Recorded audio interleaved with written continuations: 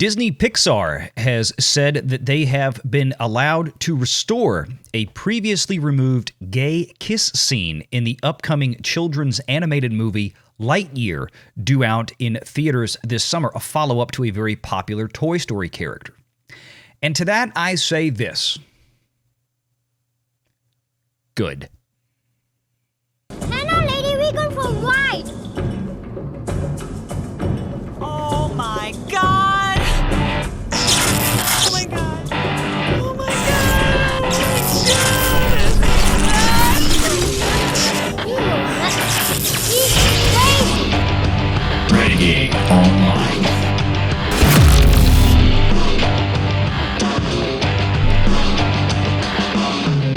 Well, welcome back, folks. Another great day here at Valiant Renegade. Good to see everybody again, and before we get into it, just as a quick reminder, if you are like one of the many folks watching this video or watching this channel maybe for the first time that are not yet subscribed, please take a moment to hit that subscribe button, hit that like button, hit that notification bell, share this sucker out on the social medias, and do leave a comment before you head out the door today.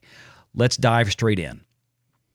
For decades, Disney remained a largely neutral company when it came to social issues and politics, as they wisely should. They're a family entertainment company who makes cartoons for children by and large. Simple stories and characters that share universal human elements and life lessons are the safe space for companies like this, and always should be. Now, I grew up in the 80s, and there wasn't a kid out there who didn't want to be Short Round in Indiana Jones and the Temple of Doom. No one ever even had a thought that, well, I just can't identify with Ke Huy Quan because he's not white. No, he was a regular kid who had the same fears and hopes and limitations of any kid, and he had a strong male role model to look up to. And every single kid was jealous of him because he got to run around with Indy. Hey, lady, you call him Dr. Jones. My professional name. Now, great storytelling used to revolve around universal themes, things that didn't matter where you came from or who you were. And for over 40 years, Star Wars had been a global phenomenon, hauling in fans from every imaginable social background, regardless of the ethnic or sexual makeup of the cast. No one cared. The original films dealt with the classic battle between good and evil, love, pain, failure, sacrifice, and redemption. The struggle to become what the galaxy needed, even while the heroes themselves were often reluctant. Now, we could say the same for the first 3 phases of the Marvel Cinematic Universe, where well-established characters from decades of comic books gave worldwide fans the kind of entertainment and grip that brought in over $20 billion at the box office during that 10-year run. But all that time, underneath the surface, a problem was brewing. You see, good storytelling began getting shelved and replaced by shallow, empty characters by comparison, whose only defining elements the writers and marketing departments seemed to focus on was gender, skin color, who they slept with. Because, well, representation or something. Most people couldn't care one bit less about such trivial elements, but this looks to have become the sharpest focus on modern characters, perhaps out of either fear or misunderstanding that presenting non-white, non-male, or gay characters as anything but inherently awesome would somehow be a social faux pas. What's resulted in many cases are characters bereft of relatable or memorable humanity, characters without flaws, or any real challenges to engage and captivate audiences and make them feel in any way connected, apart from superficial and irrelevant traits. Look at Rey Palpatine, for Pete's sake. A female knockoff of Luke Skywalker, but stripped of all of the heart and soul that made him one of the most iconic creations in cinematic history. Why? Well, because, girls are better and man bad or something. And all Rian Johnson knew was to ignore the greatness that was, kill the past, and replace it with Kmart Star Wars. And when it comes to legitimate representation, there are many great films out there. Jackie Brown is still one of my absolute favorite Tarantino films, but as a white guy, I guess Hollywood today tells me I'm not supposed to relate to or understand strong black female characters because, well, I'm not one. Meanwhile, I'm just enjoying the story and the characters because it was damn great writing, and Pam Grier was stellar in the title role. I've probably watched that Tarantino film more than any other. Another one that breaks that modern Hollywood rule is The Imitation Game, starring Benedict Cumberbatch, about the life of Alan Turing during World War II. Turing was tasked with breaking the Germans' sophisticated code system to give the Allied forces a chance to win the war, but Turing was also a gay man hiding who he was because back then you could actually go to prison for that in the UK. The character had real challenges and failed over and over again until he won. His concealed sexuality had real risks to his life and his freedom, but he pushed through, and he achieved his dream of building the machine that broke the German codes. Now, while his sexuality was a prominent component of the character, it actually had genuine meaning in the story, given the threat of consequence he faced for it. It wasn't something casually tossed into the movie to make a social virtue signal. Flash forward to today, and homosexuality seems to be used as a cheap party trick by Hollywood studios more than anything. Just look at pretty much any Netflix show that's on Netflix at any point. And what we're lectured to by the social elites is that essentially minorities and LGBTQ people just can't relate to anyone on screen that doesn't physically look like them or swing that way. I mean, to me, that seems pretty insulting because Hollywood is suggesting that entire groups of people are just too emotionally shallow to connect with anyone who isn't in their politically assigned social group. It's madness because all Hollywood does in response to this is toss in a meaningless character trait or a character they usually can't even be bothered to actually write well at all, just so they can say, "Look, representation, y'all." Or worse, they take an already well-established character and then denigrate and replace them with a poorly constructed social justice knockoff. 2 weeks ago, Disney found themselves at a crossroads over all of this, which we covered here in previous videos. And after Disney completely caved to radical sociopolitics, we all knew it wouldn't be long before the sharks returned for more blood. Then came the Disney walkout, who basically wanted Disney to guarantee employment to anyone that refuses to work, while demanding Disney, quote, do better. In other words, if we walk out, we want to be paid. If we refuse to relocate to Florida, we want to be paid. If we refuse to work until Disney gives us what we want, we still want to be paid. Gee, no wonder their logo was a ripoff of the raised communist fist.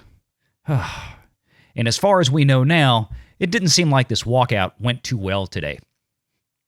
It's time to grow up, kids. You don't have to move to Florida if you don't want to, but the job belongs to Disney, not you. And that's where it's going. And if you're really so dissatisfied with your employer, then quit. Go start your own entertainment company. That's the beauty of America. You can be your own boss and do your own thing. But to demand that you get whatever you want without having to live up to the obligations you freely chose to participate in just makes you an overgrown, whiny brat. But hey, at this point, I wouldn't be at all surprised to see Disney cave yet again because they've already opened the door and probably don't know how to close it again. And to that end, we arrive at the crux of this situation and a major test for Disney.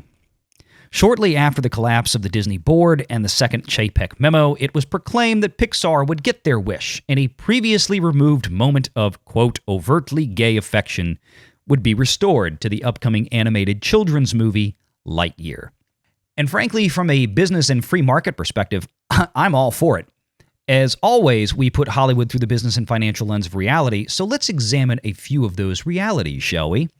You see, most parents don't give a flip about another person's sexuality or who they prefer to be romantically engaged with. But those same parents tend to have a line when it comes to their 6-year-old's entertainment.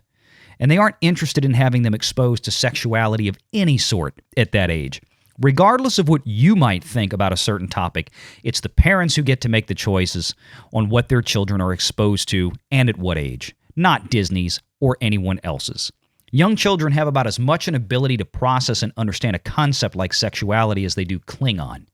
And most parents would likely be none too appreciative of a company like Disney introducing such things to their kids at these ages, and a company like Disney who they are supposed to be able to trust their children's entertainment. In the end, I think Disney should be asking itself several questions right now, like why did they even bother buying properties like Star Wars and Marvel and Pixar in the first place? If all they seem to want to do with them now is gut them entirely and turn them into empty shells of what once made them great, replacing quality storytelling and cherished, memorable characters with cheap, virtue-signaling knockoffs that writers seemingly can't even be bothered with to make compelling or unforgettable. How was Disney so short-sighted and arrogant as to insult and run off the leaders that made these companies what they were? People like George Lucas or Ike Perlmutter over at Marvel, John Lasseter from Pixar. Disney should ask itself, in the case of Pixar, if it's really still such a great studio, why is it that Skydance is so easily picking off all of their best original talent that made Pixar the juggernaut that it used to be? John Lasseter, Brad Bird, and now Rich Moore represent the lion's share of talent that created and led some of the biggest Pixar films of all time. Disney has lost all of them. So if this is truly Disney's bold new direction, then I fully support it.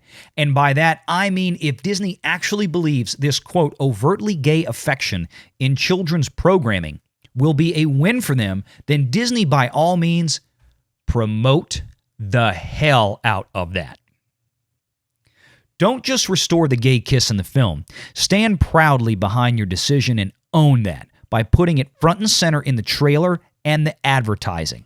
Let the whole world see it before the movie comes out, and then let the market decide for good or ill with their wallets whether they want to support this theatrical release.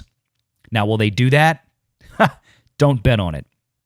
See, Disney is counting on regular audiences to be largely unaware of this situation and bring their children in based purely on the memory of Toy Story and the old Pixar brand. It wouldn't surprise me in the least if, once again, the titular character of Lightyear winds up a bit player in his own movie behind other more socially diverse characters like a strong black female lesbian who will now get an on-screen kiss and almost assuredly be written as superior to Buzz Lightyear in every imaginable way. You know, kind of like almost everything else from Disney in the past year or two. I mean, let's face reality here. Loki wasn't about Loki. Hawkeye wasn't about Hawkeye. Boba Fett wasn't about Boba Fett. And Thor Love and Thunder won't be about Thor. It's just wash, rinse, repeat, cookie cutter, low rent writing with little thought for building a memorable story and even less talent. But that doesn't matter because, you know, diversity. But Disney and Hollywood can't say that part out loud. They need general audiences to actually show up to the theaters for this cinematic McDonald's fast food. So I truly question the sincerity of this entire farce. It sounds like just another cheap trick that the new regime of Pixar believes is brave and bold. Disney executives allowed themselves to be put in a corner. Now they don't know how to handle the situation. Other than deep down, they are probably terrified at what audience responses might be and what sort of brand damage this could bring. But hey, if they can keep most audiences in the dark until after they've bought the tickets, maybe it won't matter. And Disney can then revert to burying most future Pixar films on Disney Plus like they have been with the last three, where, like Lucasfilm President Kathleen Kennedy recently let slip, relatively mediocre performances are far more easily concealed from public scrutiny. So that's it, Disney. The ball's in your court. Are you doing this because you believe in it, or is it just another cheap character virtue signal? 2 weeks ago, you thought, quote, overtly gay affection, closed quote, in your children's programming was a high-risk endeavor. Now you apparently don't. So plant your flag and see what happens. But don't hide behind misdirection or secrecy. Proclaim it to the world and stand behind the consequences, be it financial success or financial failure. Thanks for joining us. Until next time, please make sure you hit that like and subscribe button, hit that notification bell, share this sucker out on social medias, and do leave a comment before you head out the door. Take care.